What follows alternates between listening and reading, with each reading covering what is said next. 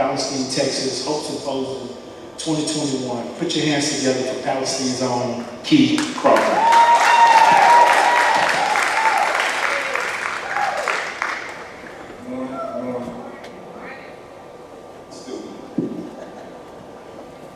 Yeah, you're right. We go way back. Our families are connected. Our communities connected. I think at this point, our views, what we think we can help back in our community are also connected. First, my wife is a really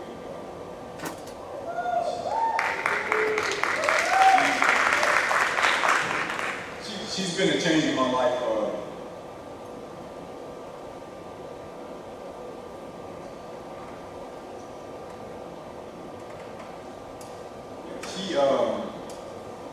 We talk about seasons in life. I think people come into your life for seasons for different reasons. Timing on her in my life is definitely very interesting, bringing me where I am, and I think taking me where I need to go. I don't know if we all can admit it, but I still got a lot of growth to go.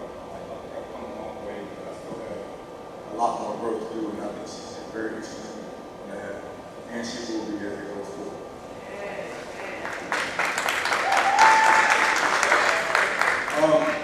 You talked about, being proud of kids and, voicing that to them. Stepson is here. I didn't have any kids when I met her, and we don't have them. But he's my son. And to say I'm proud of a kid, a young man, I don't have the definition of the words to express to him how much he means to me, how much he's meant to me, how much he's impacted my life, he's changed my views. He's an incredible young man. He's an athlete, he's a student. He's just a good kid. He's very outgoing. He does play the video games. But he's an active kid as well. He plays all sports. Right now, he's actually qualified for the Junior Olympics.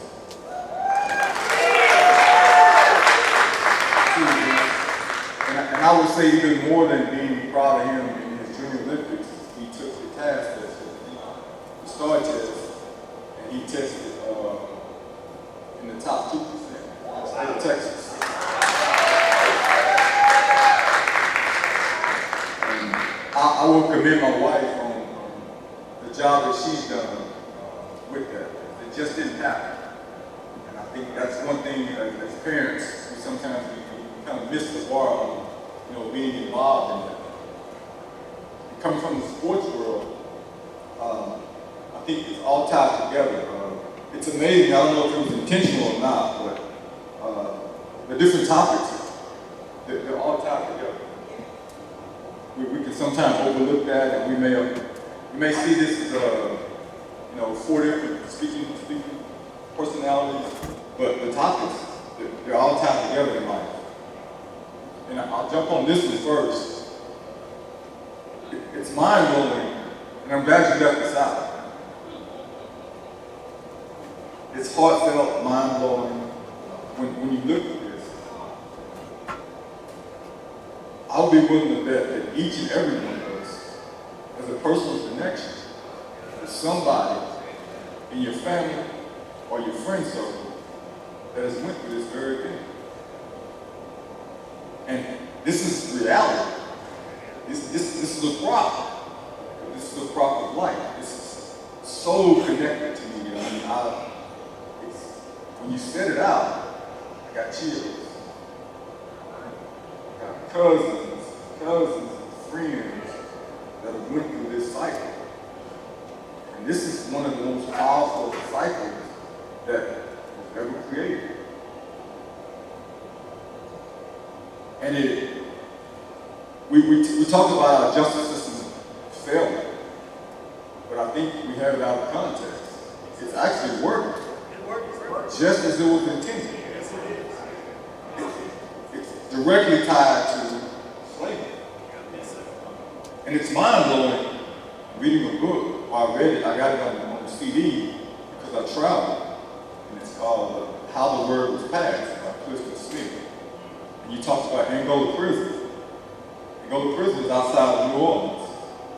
Angola prison actually is on the same ground that was a plantation. How symbolic is that? Yeah, it was a breeding system of a plantation where they bred slaves. One of the bigger ones in the South.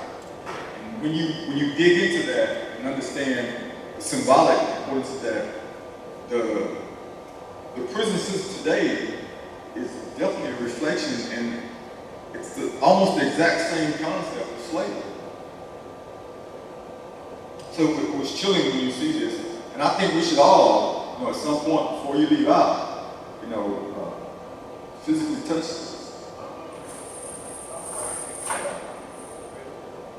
this. This is real. And I think one way, I think it's a two-part thing. I think there's some public policy responsibility, but I think that we also have to admit that there's some personal responsibility. And I think too often we fall short of the personal responsibility part of it. And it's easy just to sit back and say the system is failing us. And I agree. But I think we're also failing us. And we have to sometimes dig into that harsh reality and that tough love and take some ownership. I think one thing that I've been doing is, again, when I talked about us all having somebody in our life that's connected to this, I got a cousin who has been in the system almost his entire adult life and most of his youth. He just came out. And I think one thing that we don't do enough of is we talk about life and success. Any small step in the right direction is a huge step. And I think it requires and needs encouragement. And I think we do an extremely bad job of encouraging each other. And I'm not sure why it doesn't appear or seem to be a manly thing to compliment another man when he's doing something right. But we have this stigma that it's not the tough. There's nothing tougher than being able to be secure in yourself to compliment another man when he's doing something right. And I think we need more of that, from the men. And I think just in our community as a whole itself, we do a very good job of criticizing people. We have that mastery. Not only do we do it well, we do it often. And then we do it effectively. I mean, you can post a positive post on social media about something negative, and you have 15 comments in 10 minutes. And you have 30 likes. But you can post something positive and you get very little response. And I think we need to do a better job of being positive influences in each other's lives. I think that's one of the things that Harry and I, since we've reconnected, and he talks about our conversations, they're heartfelt. My wife may not always get it, but my connection here is strong. And I think it's stronger here because I see that I have an influence. And I think one thing that we don't do well also is when you have influence, you have to use it. Yes, sir. It does you no good to have it and not use it. And I think that's from a small scale to a big scale. And I think we have to do a better job of using the influence and being a positive light in somebody's life around us. I'm making an issue to some of my younger cousins, and I know they don't listen to everything I say. They probably don't listen to most of the stuff I say. But all I need them to do is, if one thing I say makes a positive impact in their life, I sleep with it. I sleep with it. And I think we can, collectively do a better job of that, with positively, influence each other. And then go from the prison side of it to the education side. It's mind-blowing how important the education side is. Coming from the sports world, I've been involved with sports all my life. But I never understood until later in life that education is tied to everything we do. And I get a lot of calls from people who want me to speak to their kids about sports. Everybody's kid is the next Michael Jordan, or in Palestine, everybody's kid is the next Adrian Peterson. It's easy to see your child in that light, and I think that's a good thing. However, it has to be put in context. And I think we have to take a different view of how we view the whole sports world, and as we usher our kids through that sports world and how we do that. I think sports is an awesome deal. I'm an advocate of sports. Not really a fan of Little League sports and how they operate, but sports itself, it teaches so much. It teaches about the social skills. It teaches you to interact with different kids. It teaches you discipline. You gotta be on time. You have a responsibility. You do your responsibility, and typically it benefits the team. Those are the same skills you use in life. Those are the same skills you use on the job. You have people from different backgrounds, all sorts, on one team, working together for one goal. It's almost every job out there. That's what you do. And I think those skills transfer over more than anything. And that's one of my takes from sports. But I think what we have to do is, before we usher our kids from Little League football to being the next pro basketball and the top pick, is we have to give them the understanding that professional sports is a corporation. It is a money-making business, period. You may be a fan and love it however you love it as a fan, but it is a corporation. So is college sports. It's the same deal. And I think one thing we do now is we fall short of teaching our kids how to navigate in that vehicle. I think it's an awesome vehicle because in most cases, most of us can't afford college. But if you can use sports as a vehicle to get an education, it's a double bonus. You get to exercise that dream that you have of playing college sports, you get an education. And the power of that education is endless. And when we can get kids to understand that whether you're going to play pro ball or be in a career for 30 years, you're still going to need the education. And the part of that education that's so crucial is, as you navigate through the sports world, if you don't have an education, it will chew you up. And it will do just as it's intended to, just like the prison system. It will use you for everything it can, and then it will simply spit you out. And I've seen it over and over and over and over again. But I think when we can get our kids to understand that it's just a vehicle to get something that we need, and the power of that, it's really important.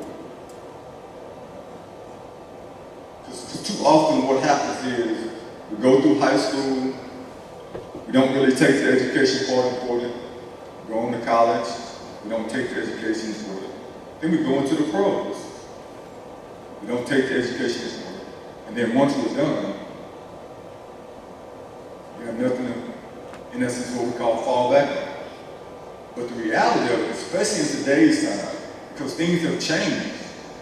Actually now in college sports, there are actually new laws now where you can actually start profit as an amateur sport, as an amateur athlete. So your body, your temple, is a corporation. You got to use it as a corporation. You can now make money on your likeness in college. Not everybody's a fan of that, but I am. Universities have been making money on college athletes for years. If you can pay a coach $5 to $10 million a year, can you imagine the money that college is generating in order to do that? Because this is what happens in business. No one writes a check to pay you to do something without there being a profit in it for them. That is just basic one-on-one business. Every corporation in the world that writes a check to someone else is getting a profit. And these institutions have been getting filthy rich. And you go to college, and what we haven't done is we haven't been able to navigate through that and benefit ourselves. And I think that's one thing that we have to change is, again, just teaching young people how to navigate through that and come out on the winning side of it. Because most people don't realize in pro sports, I played 7 years in the NFL. Finished out, so if you go into the pros at 20, 21 years old, you play 7 years, not even 30. Pension doesn't kick in to 55. There's a lot of space between 27 and 55. A lot of space. Again, that's part of understanding the nuances of that business. And we're just so blinded. And the system has been winning and winning and winning. That's, as a person who's been through the sports world, if I'm talking to a young athlete, my message is never going to be that you put the sports world first on your list. You can't. It has to be second. Whatever else you want to put first, as far as whatever career you want to get into, is great. Put sports second. Because whether you make it or not, you're still going to need that education. So you might as well put it first. There's one thing I could do in my sports world is, if I could go back and change anything, it would be that. It would be to understand that education is way more important than the actual sport itself. Because I think one thing we don't realize is, sports typically takes care of itself. You don't have to, I know we actually do put a lot of time into it, but when you're a professional athlete or you have that skill set, it doesn't take as much energy as you think it does to perform it. It's almost something you can do in your sleep. When you're an athlete, you're just an athlete. You're an athlete. It's just, you can roll out of bed and go out there and hoop. But you put all that extra time into it to become elite. Imagine if you roll that energy into the education. So something that you didn't have to work hard at, you worked hard at it, but something you needed to put the time into, you slacked on it. And then in essence, what happens is we struggle later on in life because we didn't prioritize that the way it actually should have been. And that has to be the message that we give out to our young people. You've got to put it first. Because I've never ever seen, we'll take education. You can take education in every class, every job that you go to. You can't take sports into any of those. Not one. Nothing on the job. You're not scoring any touchdowns on any job out there. But you're using education on the field. And I feel that learning is learning. And I may be wrong on this. We got educators on the stage. They can correct me if I'm wrong. But if you can learn a playbook, and I've seen playbooks, stick as phone books. If you can take 15 plays with 5 different options on each play, go in a room, study for an hour, go on the field, run all 15 plays with 4 options per play, and not have to think about it, oh, you don't have a learning problem. So the old term, dumb job, it's not the case. It's about where you prioritize what's important. So if you make your education as important to learning that playbook, can you imagine where we would be as young athletes, young people. And I think it takes some parenting on our part, and you don't have to be a parent to get this message to young people. That's one of my messages on that with young people in the whole sports world is tying those together. We have to. But I get that call a lot. My son is going to be the next this, he's going to be the next that. One of my cousins had me speak to a friend of hers, and the dad told me, I spoke to him before I spoke to the young man. He said, man, you're a dream killer. I'm not. I'm a realist. I've been in that world. I know how that machine works. The machine itself is a dream killer if you allow it to. If you go in uneducated on how it works, it's a killer. So I'm going to give you the harsh reality. So now when I talk to your son, I won't quite use this language, but when I talk to you as a parent, I'm going to tell you how it is. We talked about his son had worked out for several teams, and he was all excited. He was like, man, they all 5 teams, they told me they're really interested. So my comment was, have they offered a contract? He said no, so they're not that interested. When NFL teams become interested, they offer you a contract. If they don't, they're not interested. But we get so excited, you put everything else on pause and wait for that call. No, pursue the education for it first. That call is going to come, it'll come. We talked about the mental health. Well, you talked about mental health. I think it ties right into this as well. It's almost an embarrassing stigma as of past. It hasn't. But just like the whole prison system, we're all connected to it. We're all connected to the mental health as well. And I don't know the method that we have to use, but some way we got to get past that negative stigma and get involved in that. And when we see someone in our family or our community, you got to say something. You got to talk to that person. We're sitting off that. And the weird part about it is, there's usually not a big disconnect in that person and you. You're probably pretty close to them. You probably have a pretty good relationship with them. But I think we have to work on talking to them, getting involved with them, asking them to get help, seek help. And for some reason, that's something else that we don't do very well, is ask for help. No stronger thing can you do than ask somebody for help when you need it. That's one of the most powerful things in the world we can do is need help and ask for it. And the weird part is, it's so simple. And typically, when we do it, we usually will get it. But for some reason, for our community, it seems to be so hard. One thing that I think we can do a better job of also is, if we usually take a look at our family or our circle of friends or community, it's probably somebody who has a special talent in everything that we need. Everything. If we just reach out to them. I think we do a poor job of using resources in our family to get what we want or get what we need. We've got to do a better job of connecting personally so we feel comfortable with asking for that help or those resources so we can move forward. It's mind-blowing that this family is so connected, and before our Zoom call and our meeting today, we've never met.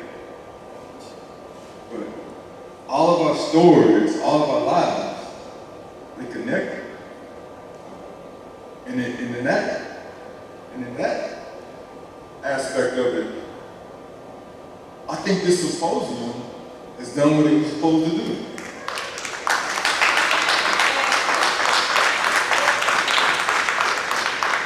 When you dive into connections, you can have a small group. You know how big the connections is before? Yes, sir. You know 2 people, you know 5 people, you know 10 people. Now, the people you know connect to your group, and we have an awesome, when we link all that together, you got 10,000 people here. And I think that's what we have to do is use those connections and what we learned here, the connections made here, and connect those connections. And that in itself makes it successful. I think what it'll also do is, and this is probably the same in every community across the country, you have something positive like this to help, and typically when it starts, you don't get the response that you wanted or that you initially thought. And typically what we do is let it fade out. Get caught up in our feelings, get caught up in our own emotions, let it fade out. We don't do this. This your thing, but I'm in it with you. I think this is an incredible start, because we have a blueprint. You got a floor plan. No house has ever been built from the roof down. It just doesn't have no structure ever. It's always built on a solid foundation. I think life is the same way. When we talk about all these different topics, all of that is a foundation. Solid up the foundation, solid up the structure. And I think one thing that we don't realize is you can already have a structure on a shaky foundation and solid up the foundation. We have a house. They have foundation problems. Called a company, came in, they got underneath the floors, solid the foundation. Back on steady ground. Same concept with life. You can be 25, 19, 2, 50, whatever age, on rocky foundation, the right support, the right guys, solid all that up.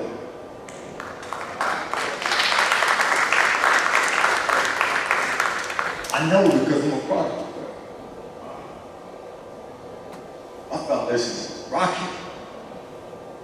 Early in life, late in life. And it still needs some solid up now. So, with the help of my wife, my mother who's been praying for me forever, I don't know if she's ever gotten off her knees praying for me. And obviously I needed it all, and I'm grateful of it. So I think with the right support, the right guys, we can touch one person, 2 people, which turns into 10 people, 50 people, and then bam, we're solid. We talk about success. I'm not really sure everybody's definition of success, and I would be willing to bet that more than likely, most people, when they talk about success, they talk about financial security. And whether it's fair or not, it's just reality. The most successful person I know, and I've been around a lot of people, a lot of professional athletes in all sports. I've been tied to some companies that had some extremely successful people. The most successful person I know is my mom.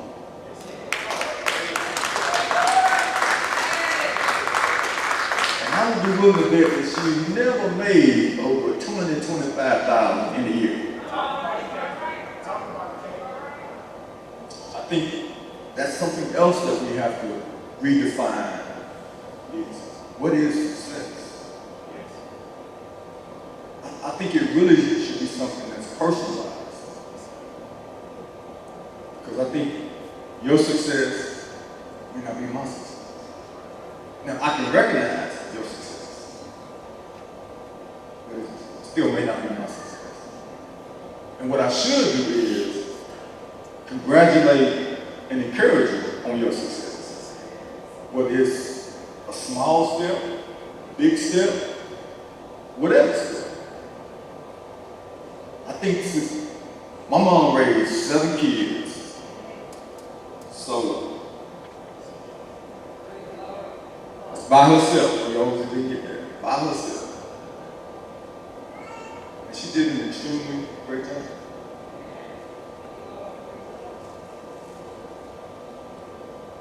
So, when we look at our lives, and we want to put it on society's scale of success, I think we're failing ourselves.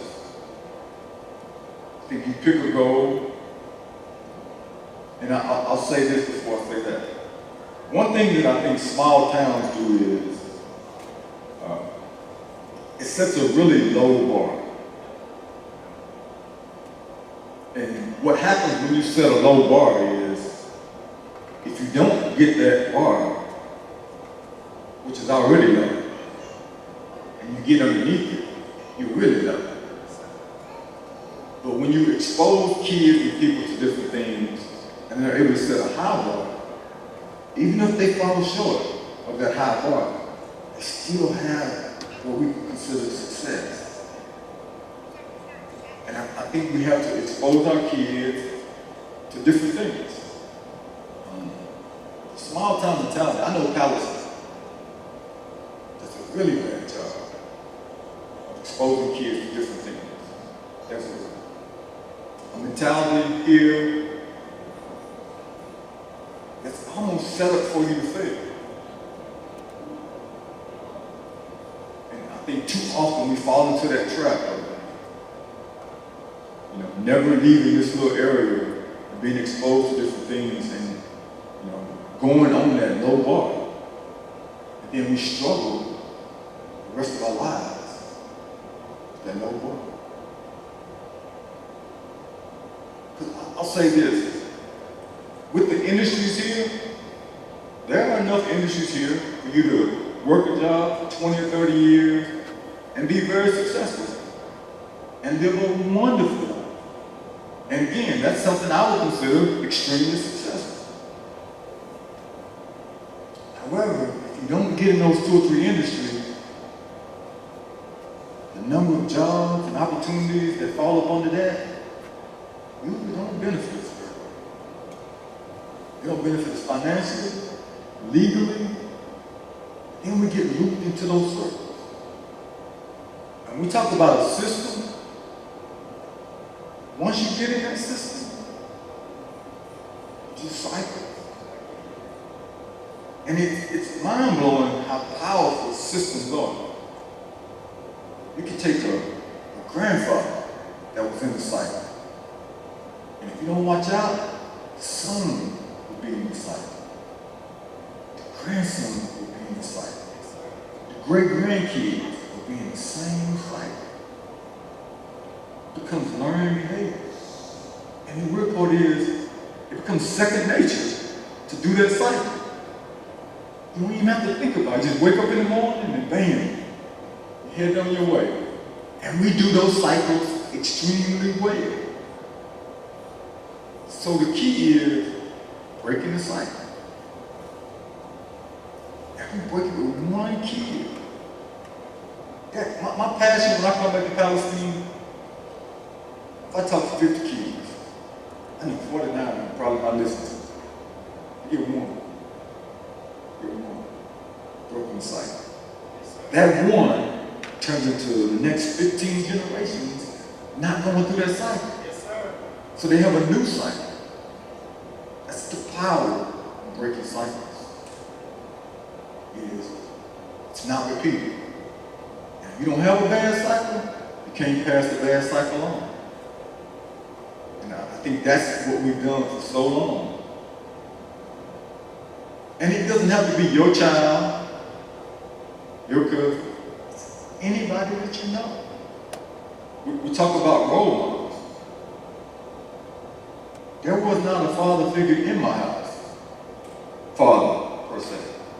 I had a brother, I had several uncles, I had some cousins who played the role. What we have to learn to do is recognize the people who are in those roles and embrace them. anybody that you see in a positive direction and you emulate that. That's all you need. So we can't always use that excuse, well, I didn't have a daddy. Well, so what? All you need is a daddy figure. And that's anybody doing anything positive. You should gravitate to that person, emulate what they do, then pass it on.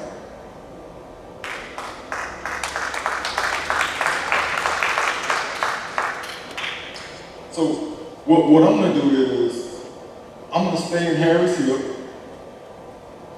He gonna stay in mine.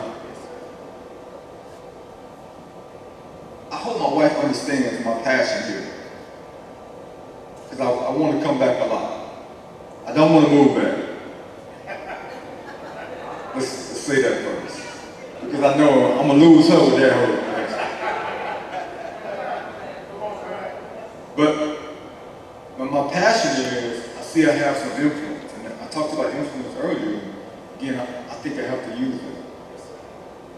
If I can talk to some young men, some young women, and maybe redirect them, or just continue to guide them as they on their right path. I think that's powerful. I think that's what my passion is. I think that's what my purpose is. I connect with people. I typically don't meet strangers. I'm not a speaker, but I'm a talker. I talk.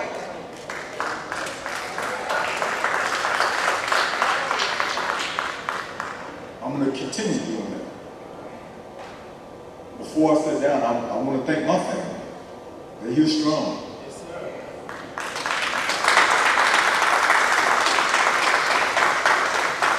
They followed me all over the United States. As I played football in college, in the pros, they followed me everywhere.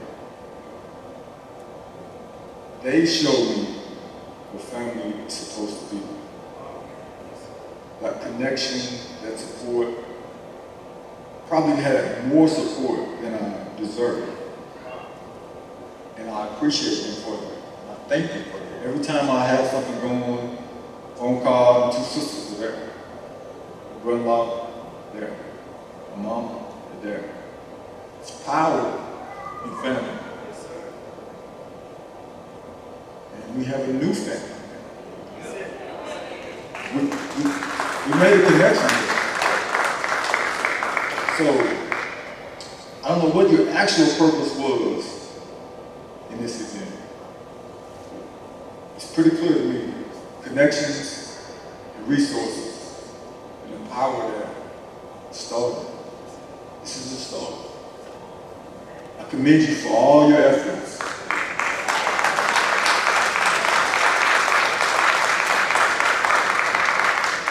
Most people talk about a lot of things. They don't want to put it in work. There's really not a lot of glory in the work. They just want pride. You did the work, man. You did the work. I commend you for that. I support you for that. I absolutely love our relationship.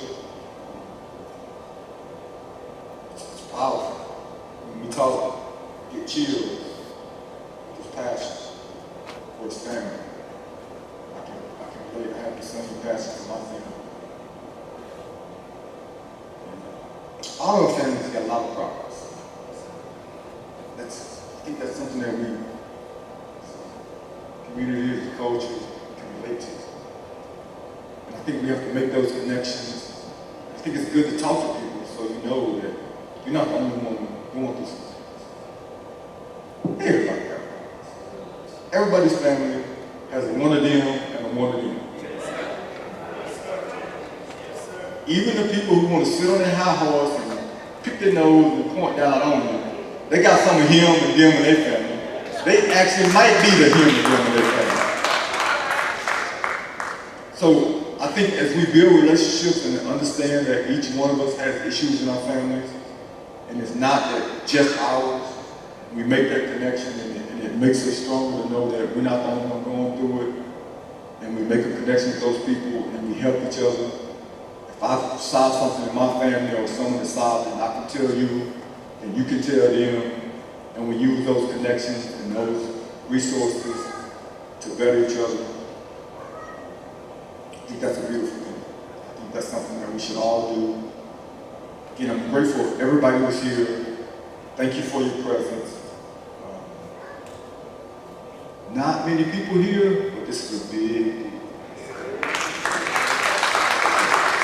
Thank you, thank you, thank you.